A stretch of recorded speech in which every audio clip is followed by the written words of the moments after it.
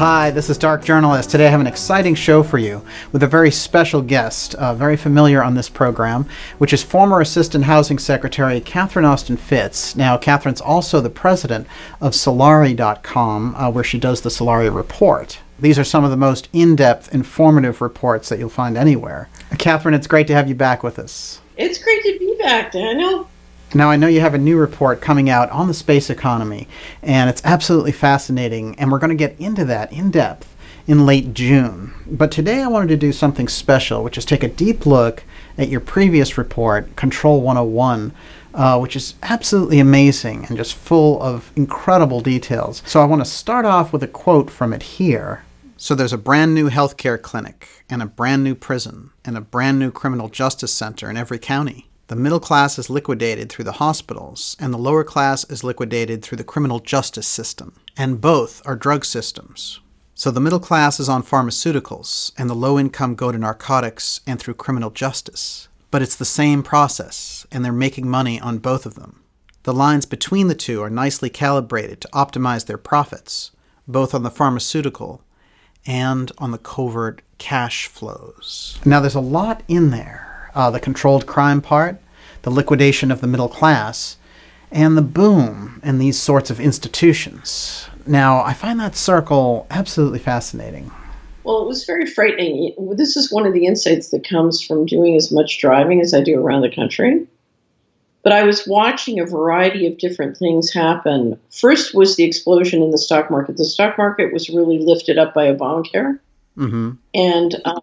And the stock market was being driven by these fantastic profits and anticipated profits in everything from healthcare equipment to pharmaceuticals. And what you were watching as you drove around, I always watched the grocery stores. The grocery stores were shifting and allocating much more of their space to pharmaceuticals. So they were anticipating, an explosion in pharmaceuticals. And and you could a lot of it. I was viewing through the watching the stock market, sort of what was moving and what wasn't, and what the impact on Obamacare was on these different company P&Ls.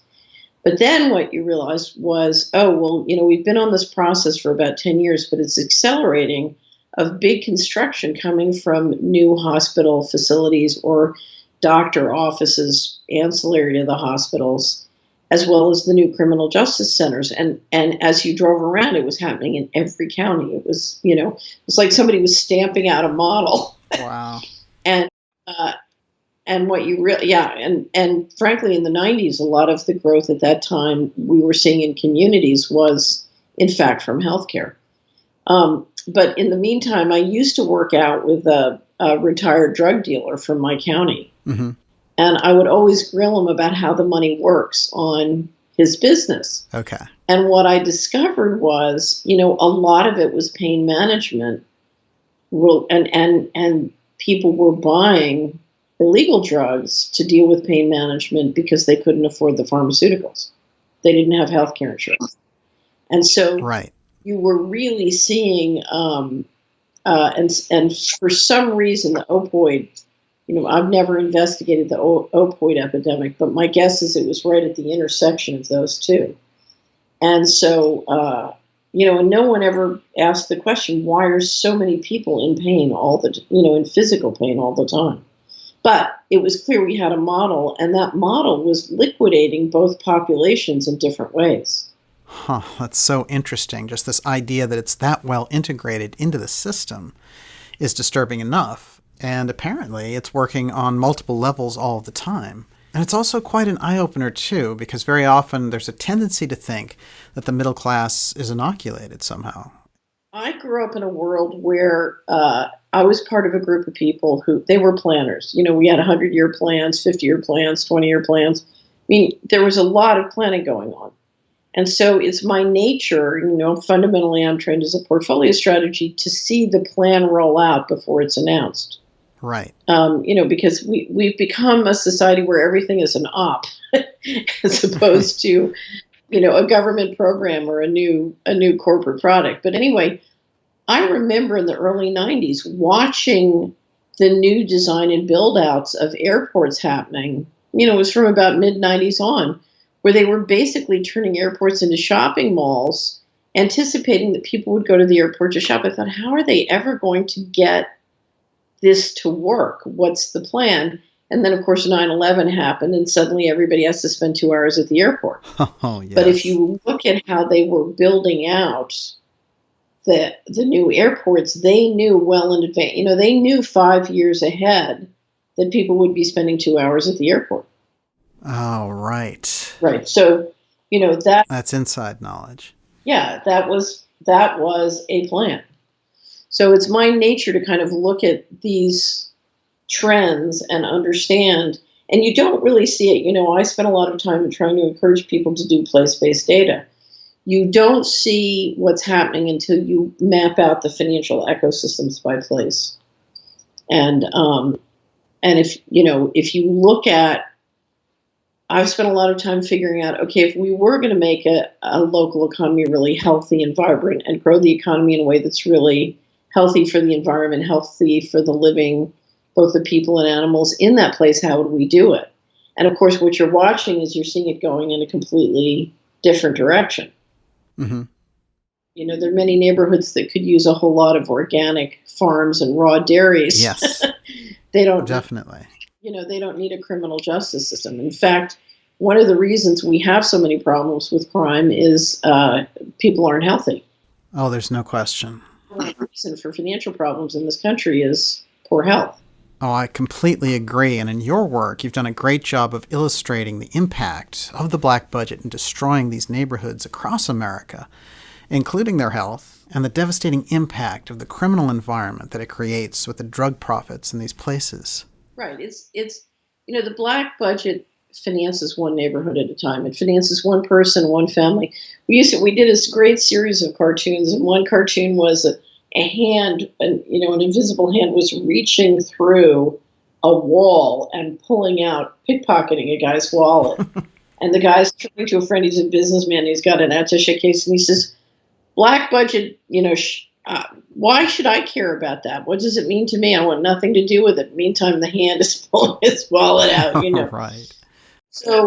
So, I always talk about it with narcotics trafficking, because one of my first deep dives was narcotics trafficking and mortgage fraud, which are, for many years were critical to the black budget. And I used to say some soccer moms can't back. Tony Soprano runs the narcotics trafficking and mortgage fraud in your community, and if a group of soccer moms get together and try and back Tony Soprano out, what they discover is Tony Soprano is financing James Bond, and the next thing you know, James Bond and the black helicopters are coming down on their heads.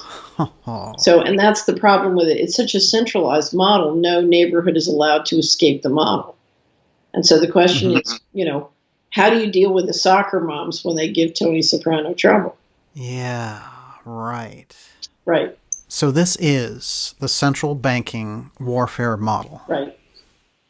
And this is the main thing that people need to get in order to get a handle on what's really happening.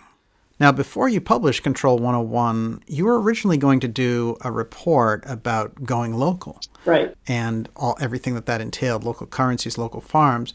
But you realized that you had to deal with the control issues first, as it's the main stumbling block. It's really amazing. For 20 years, I find that I am up against a wall.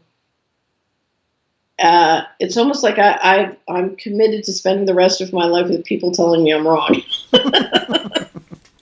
But for literally 10 to 20 years, I kept dealing with financial professionals who were saying the market's going to collapse, the economy is going to implode.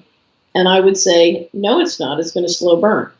And the primary difference between them and me was my understanding of control technologies. And of course, because I understood control technologies, I understood that there had been a financial coup, and the money hadn't been lost. It hadn't gone to, it was still here and it was being reinvested. And so it was a very different analysis, but it all came down to an appreciation and understanding of control technologies. And whenever I tried to talk to the financial professionals about the difference between slow burn and their vision of implosion, they would refuse to talk to me about the control technologies. It's just like, we're not going there, that's too unpleasant, or that's dangerous to talk about, or, And what was amazing to me, Daniel, was year after year after year, because I'm a big believer in lessons learned. When I make a mistake, when I'm wrong about something, I sit down and say, okay, why was I wrong? What can I learn from that? How can I be better next time? Mm-hmm. And for any real professional, lessons learned and integrating lessons learned is essential. But, for the last 20 years, it's going to implode. It didn't implode, but it's going to implode next year. It's going to implode next month, tomorrow. Can we talk about what? No, it's going to, so there's this state of denial. Anyway, so then what happened was, every time I've tried to talk with people about go local, Yes, we can't get anything done, or we hit the same wall, because if you're going to go local, you need to be prepared with the fact that Tony Soprano is financed by James Bond.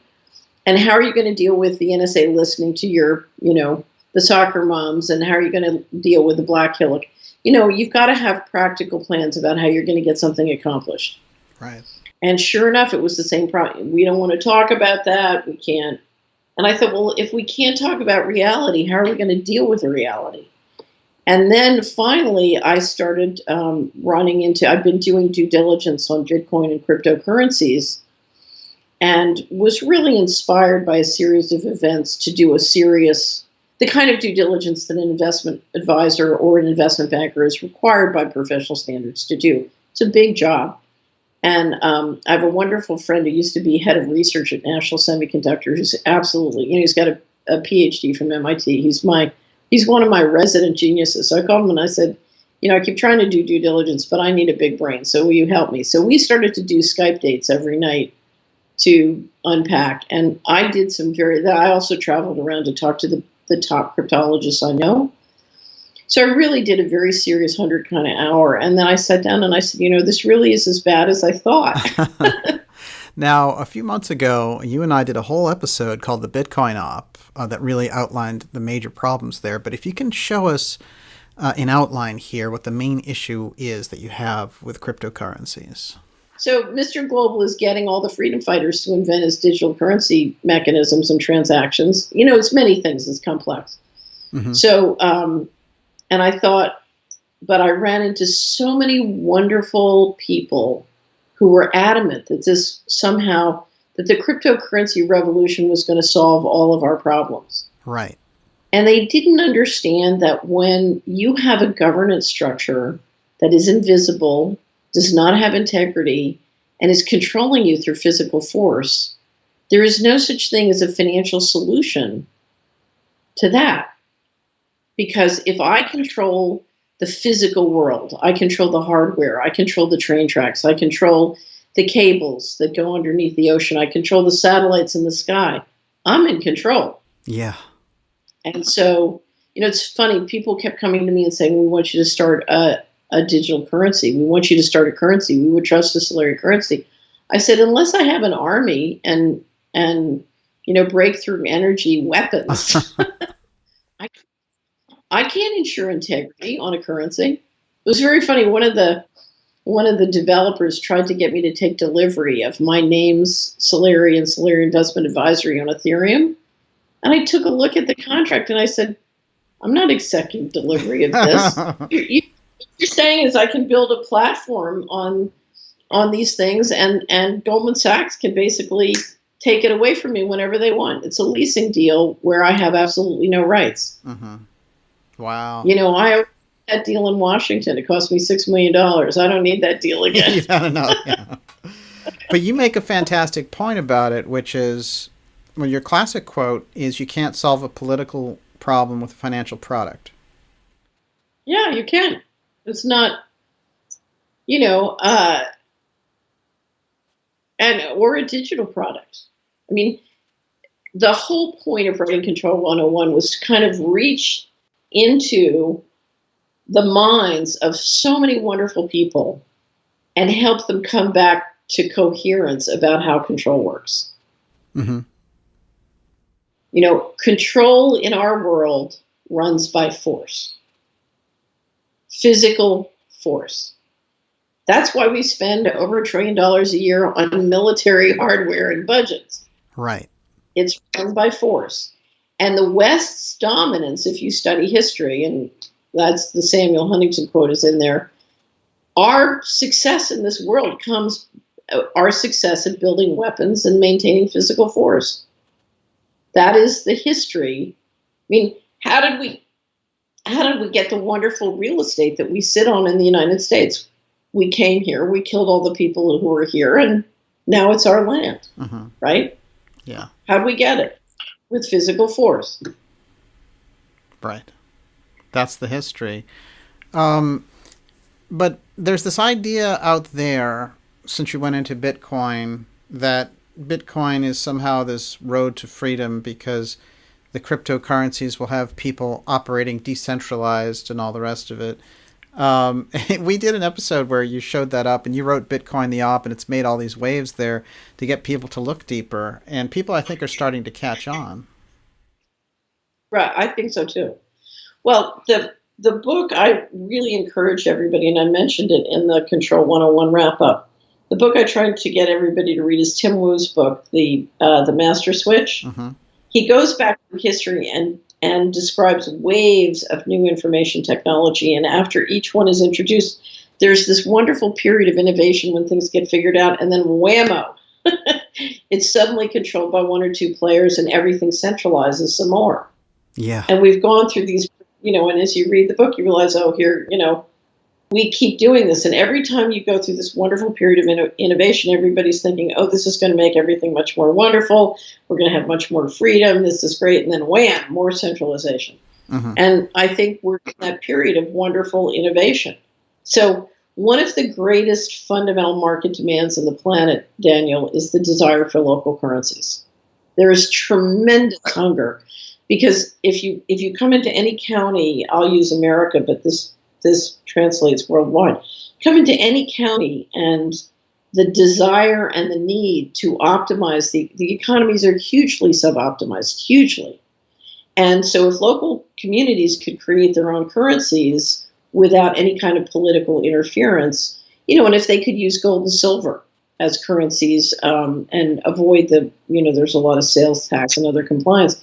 But if they were free to make and use local currencies and time bank without political interference and NSA interference, it's remarkable what can happen, but they're not allowed to.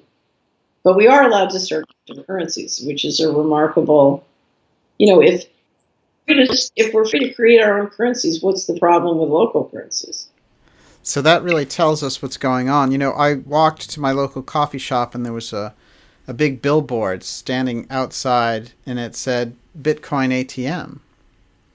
And I thought to myself, this is something obviously that's being done under the agreement of the powers that be. Right. Your local currency question goes right to the heart of it, though. The minute someone goes to do a local currency, the way that you put it, the black helicopters show up. And once the currency thing gets further worked out, they're going to show up and say, oh, well, let's do local cryptocurrencies. Because, in fact, all of those are plugged right into the NSA, right? Yes. Right. But if we should do something physical that's not plugged into the NSA, watch that not work. It's funny. I was getting lobbied unbelievably. In my experience, when someone's point of view will not, they can't get their way through logic, they turn into bullies. And so before I left for Europe, I was getting bullied really intensely. And it reminded me, Jack Kemp, when he was Secretary of Ed, used to do these bully hits on me that were just unbelievable. Right. And I was having this, it was like, why do I feel like the spirit of Jack Kemp is hovering in this conversation? Started to happen, and it was so textbook. I said, okay, there's something really wrong here. I've got to look into it. But the whole point was that this was going to make us free of the central banks. So I go to Europe. I'm in Germany for the Bregenz Festival. I take the train down to Basel, Switzerland, to interview Thomas Meyer. Great interview.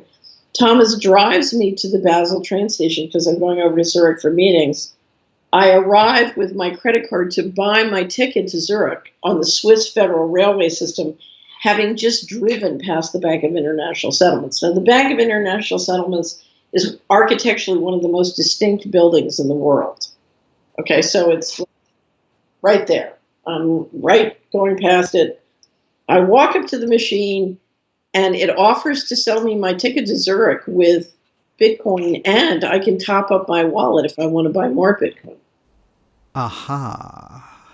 So, I've been bullied for, a month before leaving on the theory that this will make us free, and this is a decentralized grassroots movement. But I'm literally a half a mile from the Bank of International Settlements, and I'm being offered by the Swiss railway system to sell me Bitcoin. Wow. So I said, I think there is a misunderstanding here of what this is all about. Yeah. Now, one of the hardest things in the financial system for the central bankers is now that you have smartphones moving around the globe, and we're going to get to a world where essentially almost everybody has a smartphone. How do you get the transaction costs for financial transactions down low enough so that the people in the emerging markets and the frontier markets can really afford to play? Mm-hmm. And how do you do currencies in a mobile-friendly environment that will really work? And so this gets back to building the train tracks. It's very difficult and complex. I mean, it's not that we don't have fabulous digital systems and transaction systems in the West. The reality, though, is if you look at the fees, that's not going to hunt the emerging markets and the frontier markets. So they've got to get systems worked out to a much higher degree of speed and compatibility and everything else. And I have to tell you, if I was the Bank of International Settlements and the central bankers, I would say, let's do exactly what they're doing, because we need all the smartest software developers in the world to prototype and invent this. We need a period of prototyping and invention to really see how this thing could go. And the beauty of it is, they're, among other things, in addition to inventing the train tracks for global digital currencies, they're basically inventing a way for the bankers to get out of deposit insurance, which is the banker's wet dream. Excellent point. Yes. No FDIC. Right. So, but if the central bankers sat down and said, okay, we're going to get all the government contractors to hire, 100,000 really smart young software developers and figure this out, they couldn't. It would cost more money than it would to just run a Bitcoin up. Right. And if you look at how this is working, you have enough money so that you can manipulate and manage the stock market, the bond market, and the derivative market. So I think managing the Bitcoin price is not that difficult. But if you look at how much is being hacked, I mean, you can manage it just with what you're hacking because the ownership is so consolidated. Yeah, well, I have a stat from early 2018 about Bitcoin that 1,000 individuals own over 40% of it. Right. So one of the things you've indicated in situations like this is that we're at the mercy of their movements. When they move, we're going to move. So this idea of an independent freedom currency is really not accurate. Here's the thing. I don't think the digital systems have any integrity. So, even if you thought you could make the blockchain secure, and I think the problem right now is not making it secure, it's making it secure and economic on scale. Right. And that's part of what's got to be figured out. But if you look at the integrity of the transactional process before you go into the blockchain, and the security of the keyboard, the security is not there. Mm-hmm. And it's what's very curious is when you due diligence the custodian relations on Bitcoin or cryptocurrencies vis-a-vis securities, it's amazing because you're dealing with a whole world of people who don't even know, they don't understand custodian risks, custodian security. They just haven't, they haven't lived in that world and experienced all the things that can go wrong. Although I think some of the exchanges are clearly beginning to experience it. So it's very, very young. And not one of the things I've always said is the day the SEC approves an ETF with somebody who's prepared to provide a really professional custodian, experience is when the price, could double again or more. Can you just tell us what a custodian is? Sure. So whenever my subscribers ask me, I always recommend they buy and hold on a hard wallet. Cambridge University did a very interesting study of the whole cryptocurrency industry, and one of the things they pointed out as of January 2017, 70% of the people left their private key on an exchange, which means it's not private. In other words, that's like me putting money in a bucket and putting it out on my front porch. Okay? Because your private key, you don't, private key is public and hackable. So, same with a wallet on a phone, not safe. So if you're operating with a wallet on a phone, you should only have in that wallet what you're planning on transacting, today. It's like, I'm not going to go to the South Bronx with $500,000 sitting in my wallet, right? Absolutely. So it's the same idea. Okay, so I always encourage everybody to have a hard wallet, so you have your private key, nobody else has your private key, and not only that, you're offline. Okay. Because the system, the keystroke and the transactional systems are not secure. So get that thing offline and get it offline with an air gap. That's number one. Number two, make sure you are 100% compliant. I had one of the law firms we work with write a special report on Bitcoin and cryptocurrency taxation, because one of the things I've discovered talking, you've got a lot of young, wonderful people, and they are wildly out of compliance. And they believe they have to comply, whether it's taxes or the currency transaction reports or any of these other things, because it's all, the system's going to fall apart in a year. And we're not going to have to. Well, don't laugh. I had a very wealthy colleague call me. It was about 5 or 6 years ago. It was when the fear porn was pumping out. The economy's over. Oh yeah. It was during the bailouts. And they said, I have $80,000 of credit card debt. What should I do? I said, how in the world did you end up with $80,000? It's a very wealthy person. And they said, well, all the fear porn sites said to run up your credit cards and then not pay them because the system was going to implode. Oh, wow. Incredible. I said, you should write them a check. You should pay your credit card. And they said, well, why should I pay my credit cards? It's half interest and fees. I shouldn't have to pay it. I said, yeah, you should, because you're stupid. Oh, no. I said, you can call them and try and make a deal. Try and negotiate if you want, but here's the reality. You're an idiot. So some tough love. You're going to have to pay your credit card. But no, it was I had a little Twitter war with some wonderful young guy who said, he didn't have to. I was recommending he ought to go read the taxation report. This is two young, wonderful lawyers who did a fabulous job really detailing it out. And he said, the system with the IRS won't exist in a year. And I said, enjoy your control file. Unbelievable. And because I think when this is over, do you know how many people they're going to, because there's a database at NSA, they got everybody and everything. I would bet you they got everybody and everything. So, there's many different ways this could go, but one of it is if you're in non-compliance, you got a control file. You got a problem. Well, I see what you're saying, which is that Bitcoin isn't exactly a fairy tale, but this kind of magical thinking about it, that now everything will be fair. It's just playing into the same hands, actually, that brought us the financial coup of 2008, for example.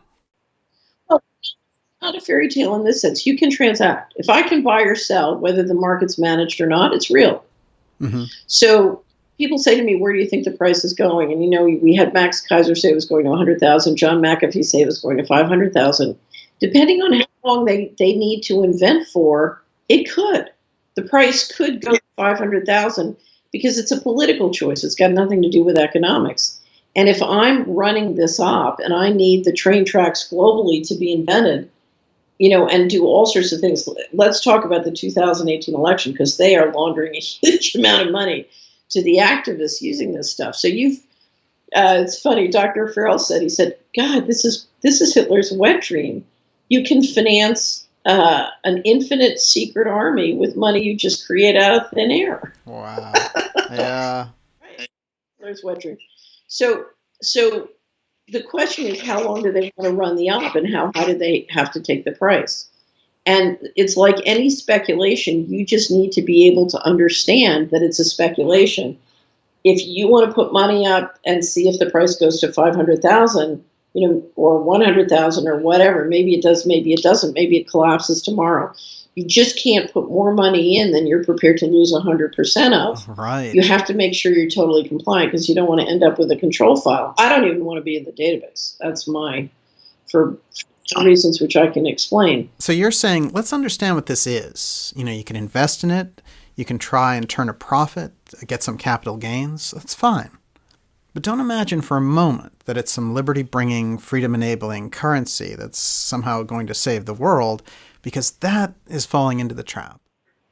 You can play it as a speculative market, okay? You can use it to help you understand how the digital currency systems are going to work in the future, because you want the knowledge. What you cannot do is you cannot let your community, your morphogenic field, your hopes and dreams, your world, your business get caught up in the speculation.